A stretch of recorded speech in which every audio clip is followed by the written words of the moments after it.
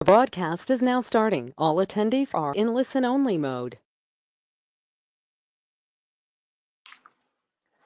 Well, hello everybody. I hope you can hear me, and welcome to this first Impact Masterclass, which is sponsored with the kind support of the Royal Society of Chemistry.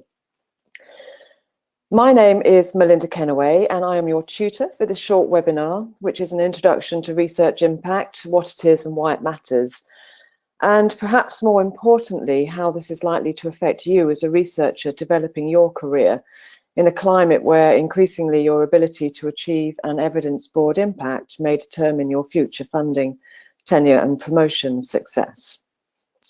Before I get started, I just wanted to draw your attention to the handout that's available for this webinar. You can download this from the Handout tab, and it's got key points on from the slides that I'm going to present and several exercises that you can do in your own time to learn more about these topics. I'm planning to be speaking for about half an hour, and then we will have 10 minutes or so for questions. You can use the question box at the end. I also apologise, I have a little bit of a cold, but I'm hoping my voice will last out the course. So first of all, a few words about me and my background. I'm the CEO of Kudos, which is a company developing communications and impact management tools for the research community. And we also work with the Royal Society of Chemistry and have had a long and good partnership with them. Before I was in that role, I spent over 25 years as a marketing and communications specialist in the academic sector, working with publishers, research groups and universities. In this first masterclass, which is a series of four, first in a series of four, I'll provide a broad overview of the research impact landscape. I'm going to start by exploring common definitions and terminology used and summarize some of the different types of impact that funders typically expect researchers to report on.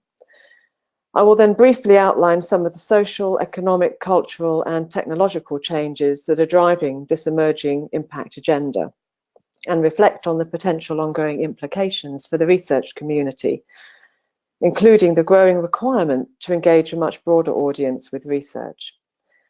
I will then look at how research impact is achieved, walking through the various stages of dissemination, attention, understanding, engagement, action, and advocacy.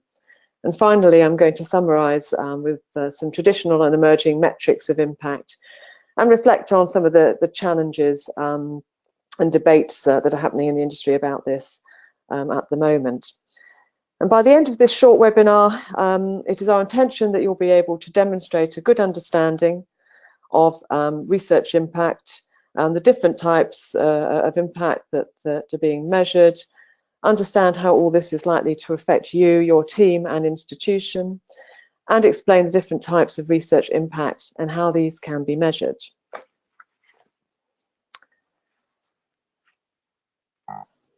So, let's start with some definitions of impact.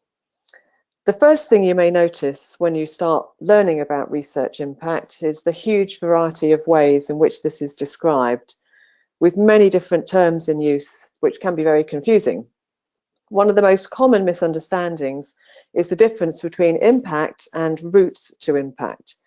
In simple terms, impact is an end result, a change in behaviour or practice, for example, and routes to impact are the means by which you achieve that change.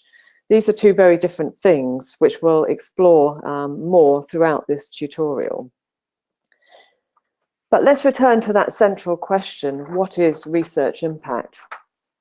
You will find several definitions of this underpinning funding and assessment, and here are just some examples, including National Institute of Health, the UK Research Excellence Framework.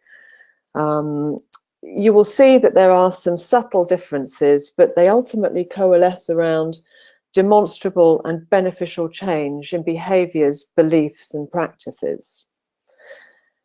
I always tend to come back to this definition as my personal favourite, which is developed by Julie Bailey, who's the Director of Research Impact at the University of Lincoln. And I think it's one of the simplest. That is, research impact is provable change or benefit of research in the real world. And the real world part is key. Traditional assessment of academic impact has been linked to journal impact factors and citations, but these really only reflect academic impact. True impact, according to these new emerging definitions, is measured by indicators of change outside universities and other research institutions, and not simply by academic or publication interest, such as impact factors and citations. So having defined impact at this very high level, it's then possible to drill down and identify different types of impact. I'm using here definitions developed by Mark Reed in his Research Impact Handbook. Mark is an active researcher, but he's also become an expert in research impact with an emphasis on an evidence-based approach. And Mark has developed these definitions through an analysis of case studies from all over the world, and it's a really useful checklist for the full range of impacts your work might have. Sometimes what you're working for may seem very obvious. There's going to be potentially, for example, an economic impact out of the research that you're doing. But by thinking more broadly about impact, you may be able to identify other types to look for as well. And the 10 that Mark focuses on are these: understanding and awareness, which means your research has helped people understand an issue better than they did before. Attitudinal, your research has helped lead to a beneficial change in attitudes amongst a group of like-minded people. Economic, your research contributed to cost savings or costs avoided or increases in revenue, profits or funding. Environmental impact, benefits arising from your research that aid genetic diversity or habitat conservation and ecosystems. Health and well-being, your research led to better outcomes for individuals or groups. Policy, your research contributed to new or amended guidelines or laws.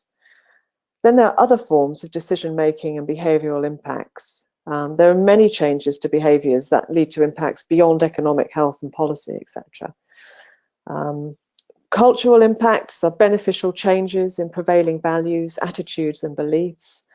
And other social impacts, think of broad benefits such as access to education or improvement in human rights. Then finally, there's capacity or preparedness, research that leads to new or enhanced capacity, and that could be physical, financial, human, social capital, connectivity, and so on. Capacity that helps individuals and groups better cope with changes that might otherwise have a negative impact. I can thoroughly recommend Mark's book if you'd like to learn more about each of these areas and how to understand the potential outcomes of your research in each of those areas. Let's step back out of the detail for a moment and explore why research impact matters. If we consider the big picture, it seems clear. Knowledge powers innovation. And imagine how much better equipped we'd be to take on the challenges faced by the world today if we reduce the barriers between those producing research and those that can put it to good use to make positive changes. And those barriers go beyond access alone. Being able to access information is one thing, but finding, understanding it and applying it are quite another. And this is all summed up, I think, quite nicely in a quote from Hyman Rickover, who was an admiral in the US Navy, awarded a Congressional Gold Medal for his services to safety on board nuclear submarines. As he says here, good ideas are not adopted automatically. They must be driven into practice with courageous patience. Surely helping ensure the research knowledge we generate affects positive change as quickly as possible is a good idea. That aside, a further argument relates to the huge annual investment we make in research, much of this funded by public taxpayers. Are we really reaping the benefits of that investment as much as we could? There's quite a lot to argue around this point. The importance of safeguarding serendipity in research, the complex links and jumps and sometimes significant timeframes that can be required to turn an idea or early data into something actionable with demonstrable impact. All that can make return on investment feel like a blunt tool for assessing research quality, usefulness, and impact. And these are huge topics of discussion across the industry right now. I'd love to talk more about it. We don't have time in this short webinar to address this in more detail. I think, to acknowledge that research impact is a complex topic and not without controversy. So with that big picture in mind, and coming back to this question, why does research impact matter? Well, it has always mattered to some degree. As a researcher, who doesn't want their ideas to be noticed and built upon? But why has this become such a pressing topic now?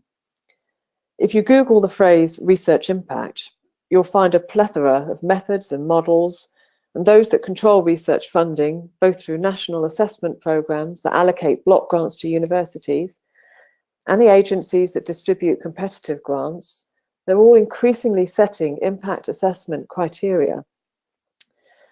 For national assessment systems, the UK has been a leading force in bringing impact to the heart of funding decisions through the Research Excellence Framework, which is quite a mature system now, and a process that happens every 6 years or so, with impact a growing component of that.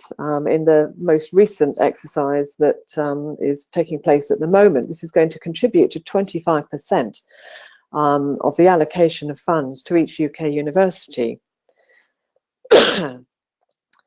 Australia has recently introduced its first engagement and impact assessment process for universities, and other national assessment systems that incorporate impact into their funding appraisals include Italy, France, and Belgium. Europe in general is looking more towards an integrated architecture for research funding, communication, dissemination, and impact. And competitive funding agencies are also getting a lot more serious about impact, with many now requiring a detailed dissemination and impact plan to be prepared as part of a grant submission and ongoing reporting throughout the life cycle of the project. And this is being driven by mounting competition, with demand outstripping supply for research funding. In the US, the National Science Foundation now require a statement of broader impacts for all grant applications. That requires researchers to articulate the potential benefits to society of their research. And the UK Research Councils require a clear pathway to impact plan, the routes the research team will take to ensure broad awareness and potential uptake of their work. European funding through the Horizon 2020 programme requires a detailed exploitation and dissemination plan. Increasingly too, funders are looking beyond one-off grant applications for evidence of impact efficacy from the individual researchers applying for the grant.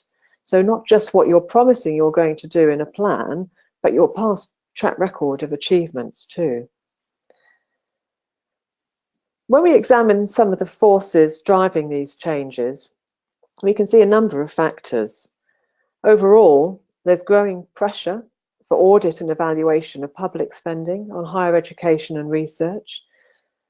There's demands by policymakers for more strategic intelligence on research quality and impact, the needs for institutions to manage and develop their strategies for research, competition within and between institutions for prestige, students, staff, and resources, and increases in the availability of real-time big data on research uptake and the capacity of tools for analysing this, all creating an environment of accelerating change. So why should that matter to you? Well, depending on where you are conducting your research and the type of funding you have, you may feel this impact pressure acutely or not at all right now. But there are many benefits to considering impact as an increasingly central part of your research activity. If your funder or institution doesn't require this now, it is likely simply a matter of time, and possibly not a lot of time. If your funder or institution already requires this, then you will already have a strong motivation to improve your knowledge and skills in these areas. Demonstrating capabilities in communication and impact are likely to become key to career progression. But putting that to one side, and as Mark Reed from Fast Track Impact expresses here, The opportunity for you to play a major role in your research changing policy, practice, or perceptions is enormous. Leaving it to chance or others may not be as effective as what you might personally achieve. And for many, that in itself is a strong incentive. So having decided this is something you'd like to learn more about, which is hopefully why you are on this webinar with me today, and maybe improve your skills in communications and impact planning, you might like to consider registering for the follow-on courses to this basic introduction, when we'll dive into a lot more practical detail about how to achieve impact. And I'll provide further information on those 3 follow-on masterclasses at the end of this session. But for now, we're going to look at this from a very high-level point in terms of how impact is achieved. And I call this model the impact funnel. You will see that there are a number of steps between knowledge being available and it having impact. At the most basic level, knowledge has to be available to be acted upon. There has to be a level of access to it. But access alone isn't enough. So simply publishing under an open access model where your work is free for readers to read, or putting copies of your articles onto research Gate or your institutional repository, making it available isn't necessarily impact, but it is an important first step. Beyond that, effort is required to create awareness and understanding. And that requires making sure that knowledge is discoverable and shareable and adapted to the needs and levels of expertise of a variety of audiences, such as policymakers, industry, educators, the media and public. The better we are doing that, the more likely we are to create opportunities for engagement, two-way conversations rather than one-way dissemination. And it's conversations and exchanges that lead to action and change, new services, products and projects. And from there, real and measurable impact is only a step away if mechanisms can be found to help advocate or scale actions to a point whereby policy or training leads to provable and significant change in the real world. So many steps to take your work from being available to it having access, to it having impact. And with that model in mind, it's also important to consider when in a project life cycle you can work towards impact. Traditionally, this has been linked to publication, which tends to be towards the end of a project. But time and again, impact has been shown to be more significant the earlier that stakeholders are involved in that process of research. Ideally, as co-creators of a research project, helping set the questions to be answered, and then involving those stakeholders throughout the research process, as well as simply being recipients of knowledge at the end of the project. That's where impact really starts to accelerate. As I highlighted earlier, routes to impact are not in themselves impact. Running a workshop, producing a report, meeting a company, these are activities that help with the steps down that impact funnel of awareness, understanding, engagement, and so on. But they in themselves don't represent provable change in the real world. Although it's clearly easier to track and measure those pathways than it is to identify downstream impacts that result from them. But this is an important point to keep front of mind when you're planning and reporting on impact. So in this final section, I'm going to briefly cover the topic of how research impact is measured. I say briefly because this is potentially a webinar all in its own right, and there's much controversy over measurement for all sorts of good reasons. I'm sure this quote from Richard Smith, former editor of the BMJ, will resonate with many of you, that science has for many years produced all sorts of innovation with remarkably little metrics involved in that. But times are changing. And in this blog written by Richard in July last year, he goes on to discuss the merits of measurement. In his eyes, because he now works for a charity that looks to improve health in Bangladesh, a paper in Nature with no measurable impact on the health of that population is a failure. but measurable improvements in health, and a paper in a local journal or no journal is a success.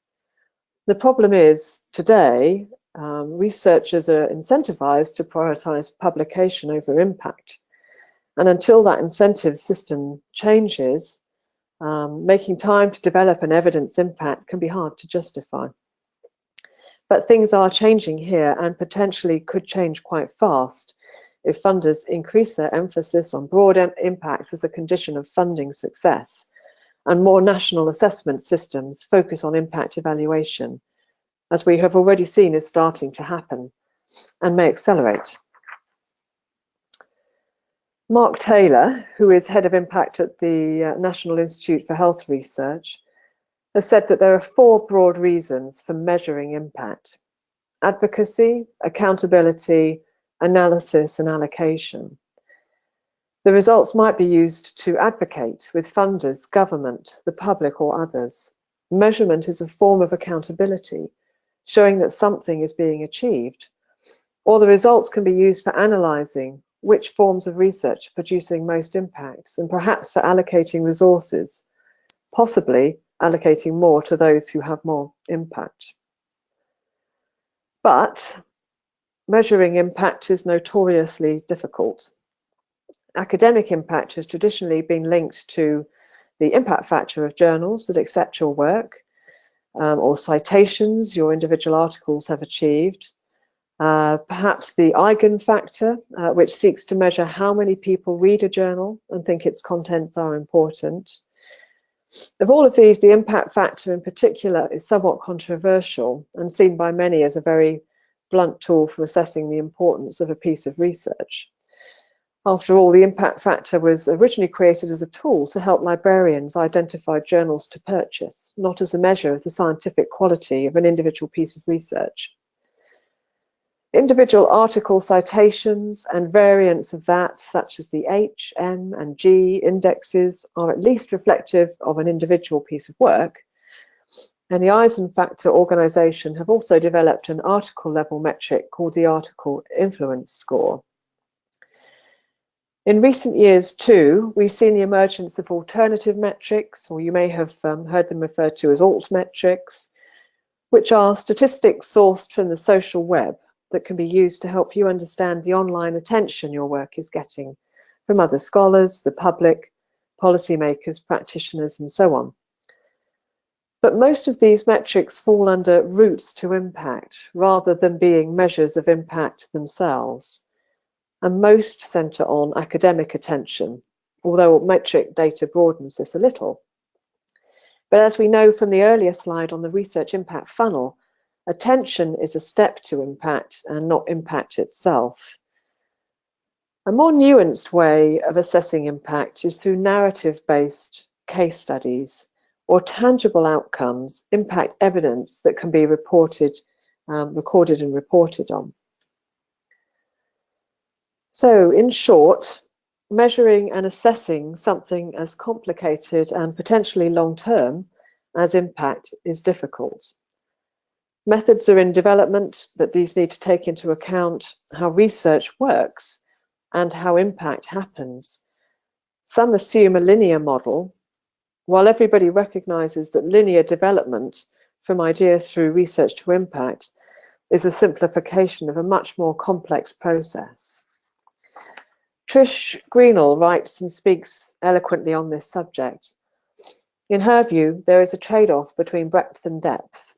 If you want to measure the impact of every bit of research that everyone in a university has ever done, you have to use something that is easy to measure and probably automated. But if it is more important to get a rich and authentic picture of a sample of research programs, this needs to be looked at in a lot more detail, balancing measures with narratives. This is a point that's also been addressed in some detail in the Metric Tide report. This is a report that was produced a couple of years ago by the Higher Education Funding Council in the UK, which led to the creation of the Responsible Metrics Initiative.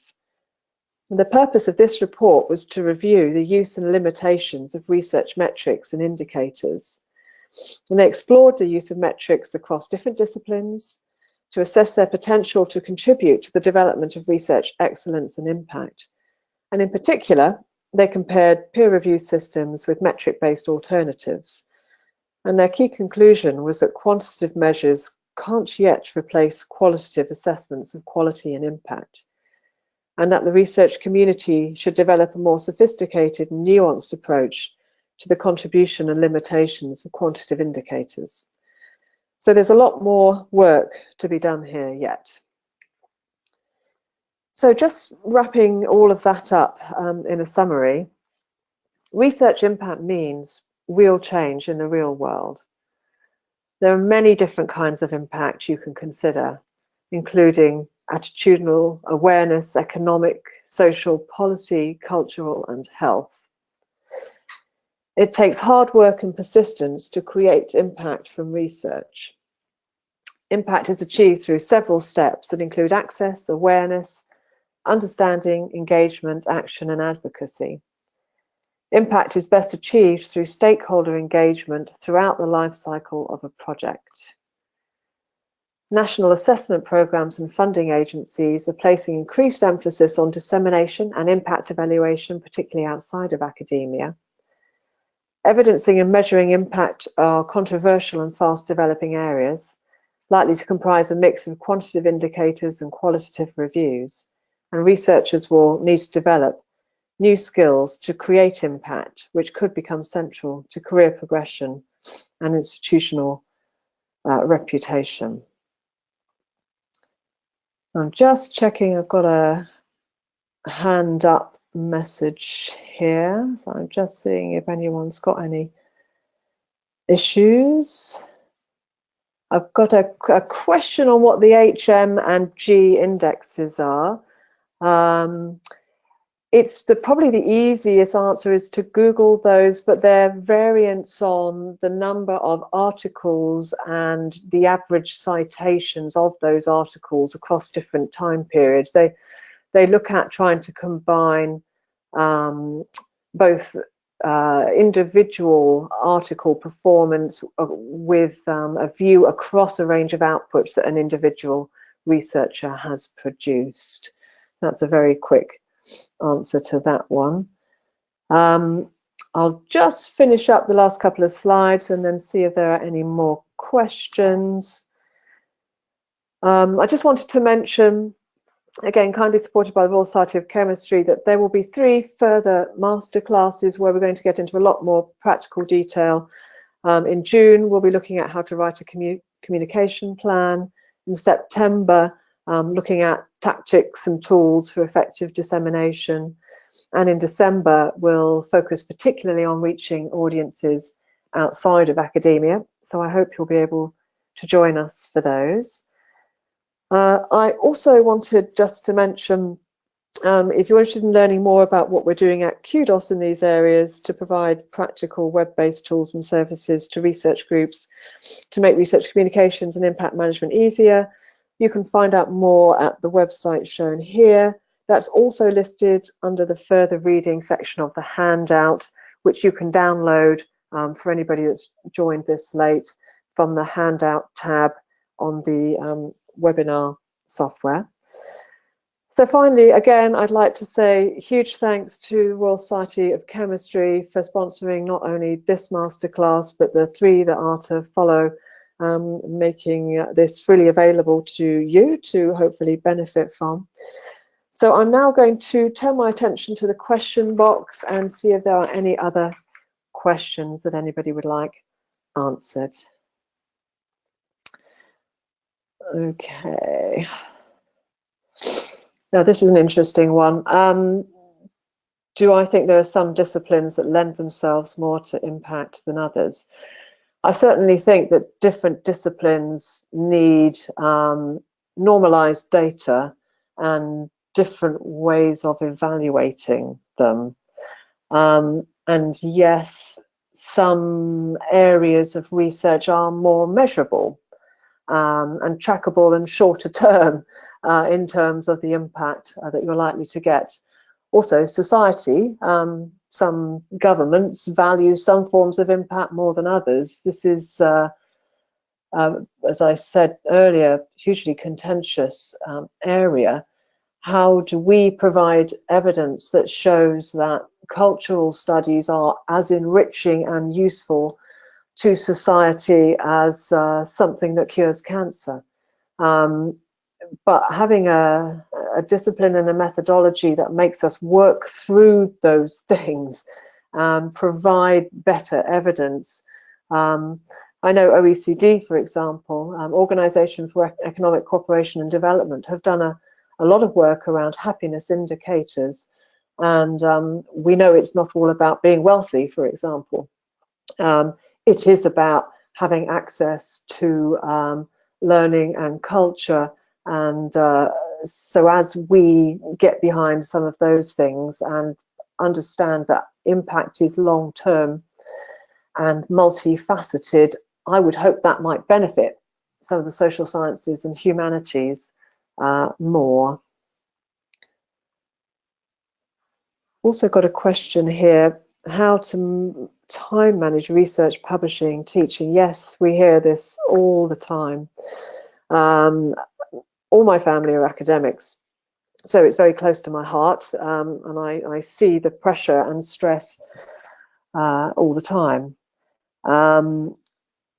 I think that some of the tools that are being developed, certainly it's kind of some of the motivation behind the work we're doing at Kudos, is designed to try and simplify this, to provide guidance and ways of doing this faster so that you can get the benefits without losing the time that you need to do the research. And I think you'll see more and more of those kind of initiatives becoming more joined up and providing a kind of foundation of support. But I appreciate this is, a huge added pressure at the moment.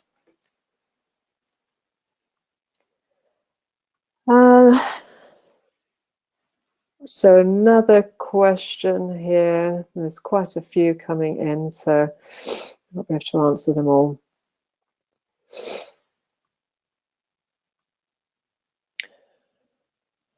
How can this be achieved? How can good ideas must be driven into practice with courageous patience?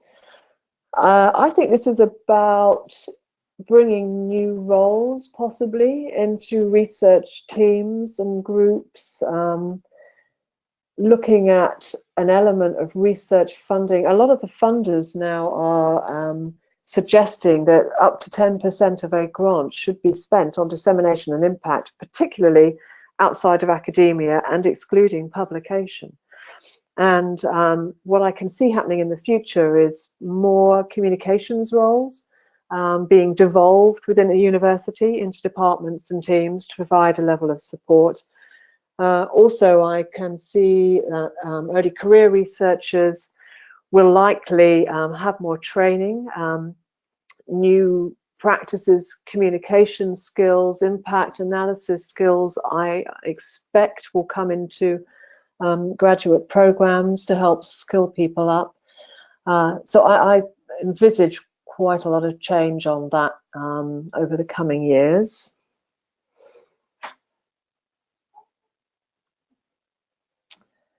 Let's looking through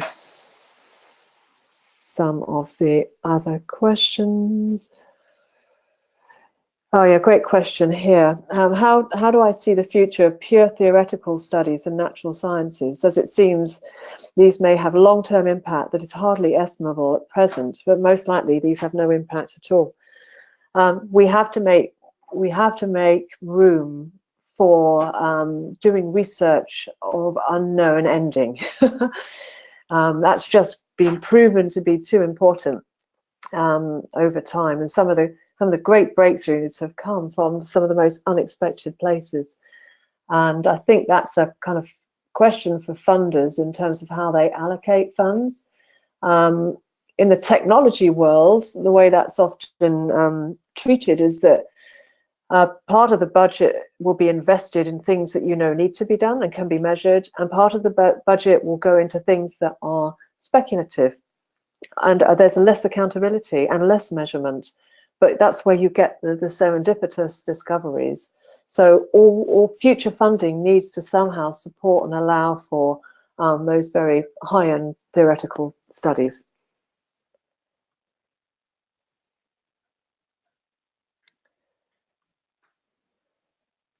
Let's have a look at this. Will there be a difference in corporate communication and impact management teams at the university?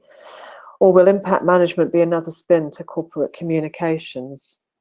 Interesting question again. I think the two are inseparable. I think impact comes from effective communication, and when you think of it in that way, the people who are the best communicators about their work are the people doing it. And that's a kind of foundational belief that got us setting up Kudos in the first place. But it's how you provide expertise and tools to the people who are doing the research, who are best to communicate it, who aren't professional communicators and impact managers, and therefore need those teams and support around them to help professionalize that part of the research process.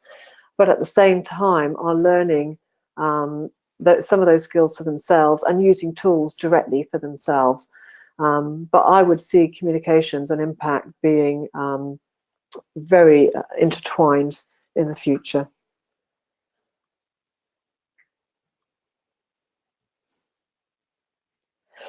I've got a question here. Amongst the many matrices, such as 8-index, impact factor, what is really considered by the funding agencies to decide the impact of the published research or the researcher? This is changing very, very quickly, actually. For example, I can say that there's been a lot of discussion in the UK around the research excellence framework, around the fact that reviewers have been told to ignore the impact factor as being a measure of quality. But that's quite hard to do when you're looking at a person's work and they've published in Nature and Cell and Science. But increasingly, so I think there's been discussion about, you know, subliminal impact is still being measured by where people publish. It's still an important part. But what I see more of now across all those national assessment systems is not one simple metric or one single way of measuring this, but the story of the impact, the activities that the group have undertaken, the results those have had, and the eventual outcomes in a strong narrative, illustrated with some metrics around that, particularly where it supports that kind of funnel of I did something and I can directly claim the impact was related to what I did. And there are measures along that route that you can look at. But there's not one new measure that I think funders are looking at and saying that's the new holy grail.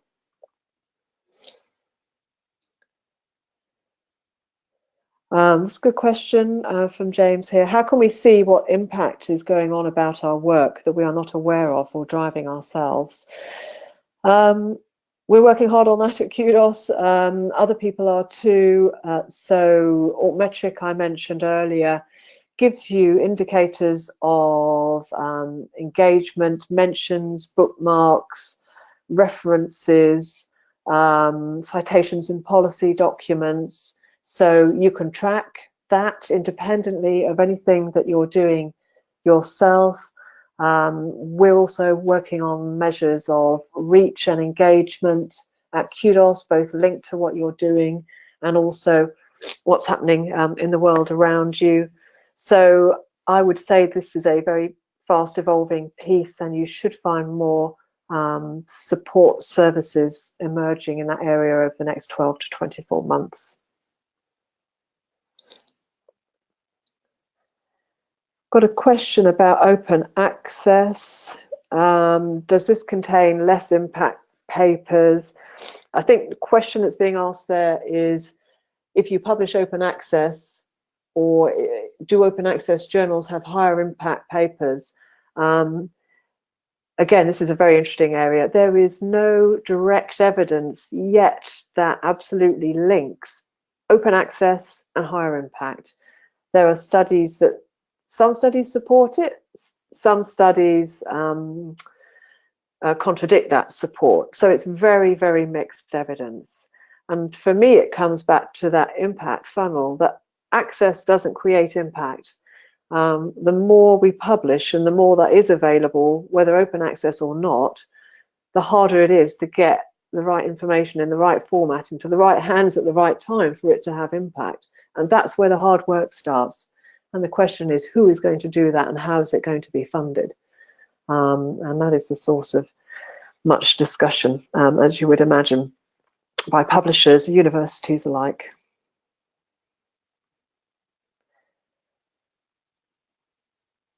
I think that is most of the questions. I'm just having a final look through.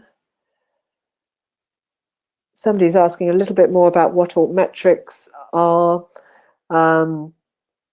This is a service that is looking at counting bookmarks, online bookmarks, mentions, citations in policy documents and so on. So quite a rich data set of what they would call online attention. It in itself isn't impact, but I like to think of Altmetrics as the opportunity to create impact. It's real-time data. If you've got a Kudos account, you can see, which is free, you can see that data for your publications, and you can track conversations about your work, and that is your opportunity to follow up. If somebody likes it or shares it, that's your opportunity to create some communication with that individual and potentially get some impact.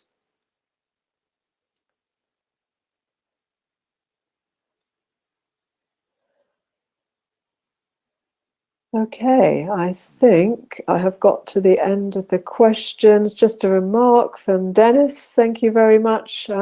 He's thanked me for my answers. So I hope everybody found that useful. Don't forget to download the handout, and we'll send through information in due course about the next 3 masterclasses. So thank you very much for coming along today.